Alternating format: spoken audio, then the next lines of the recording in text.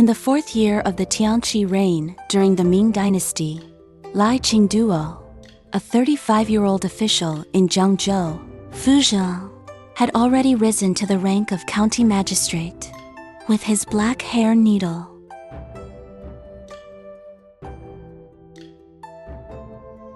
the people of Zhangzhou were already struggling to survive. Fishermen worked from sunrise to sunset, and farmers toiled under the stars, living in poverty. Yet, Qingduo, under the pretext of death,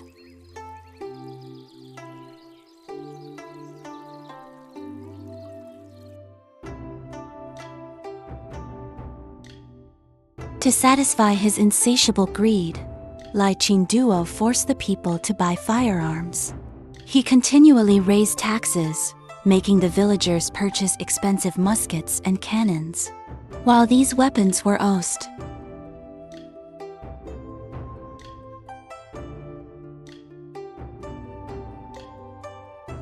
Qingduo not only exploited the villagers directly, but also colluded with local landowners to open shops selling rice, oil, grain, and cloth at exorbitant prices, profiting from the people's suffer.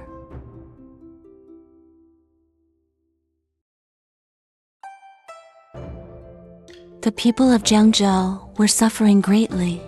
Anyone who dared to resist Qingduo's tyranny was quickly arrested on fabricated charges. Several villagers who openly criticized Lei found themselves.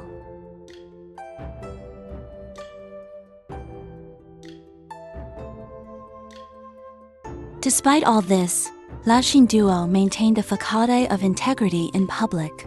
He often appeared before the people with a benevolent smile, claiming to serve them wholeheartedly. However, behind the scene,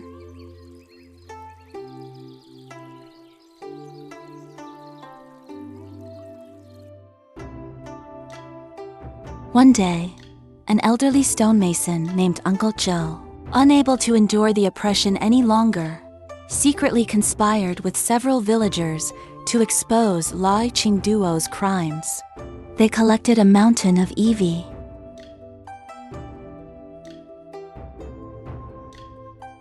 After his arrest, Uncle Joe was taken to the county office, where Qingduo ordered his torture, attempting to force him to reveal his co-conspirators. Uncle Joe refused to speak, even as he was.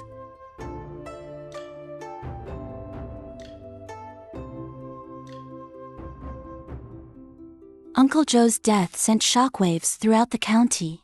The villagers could no longer endure Qingduo's tyranny. Many who had worked alongside Uncle Joe took to the streets, openly denouncing.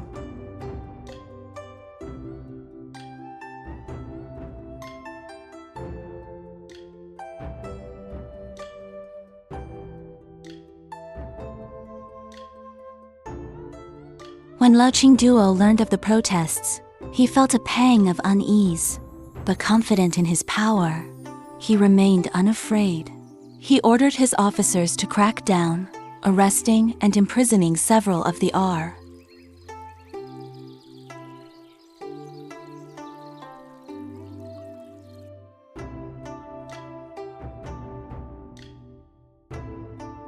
Meanwhile, the Woko pirates attacked again, pillaging coastal villages and leaving fishermen and farmers homeless. The people, who had paid heavy taxes for weapons to defend against invaders, realized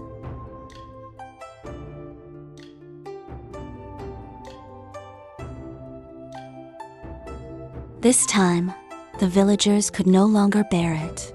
From all directions, they gathered into groups, ready to storm the county office. Qingduo, sensing the gravity of the situation, began to feel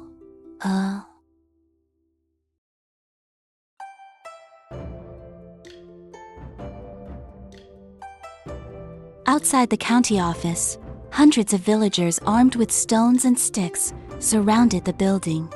Qingduo attempted to hide, but the villagers eventually dragged him out from the back courtyard.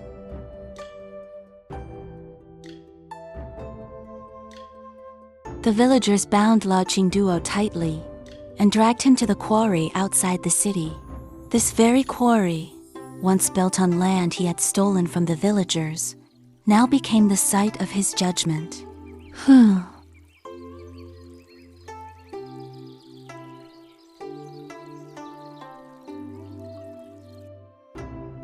Tied to a wooden pillar in the quarry, Qingduo's eyes were filled with terror and regret.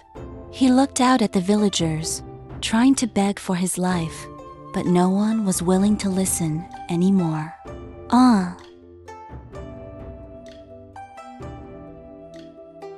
The first stone struck Qingduo's shoulder, followed by many more.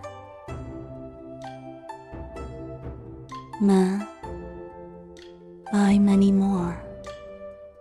His body was soon overwhelmed by the barrage, and blood seeped from his battered skin. His head drooped, as if all strength had gone.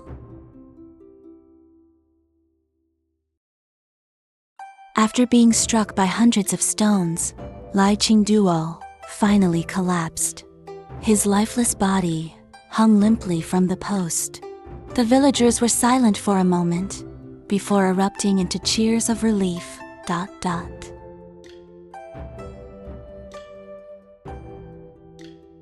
Qingduo's death became a symbol of liberation for the people of Qingduo.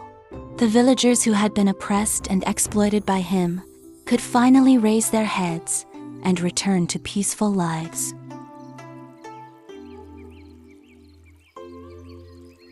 This spontaneous uprising forced the imperial court to address the problems in Qingduo. A new magistrate was quickly appointed to restore order and redistribute land and wealth, returning what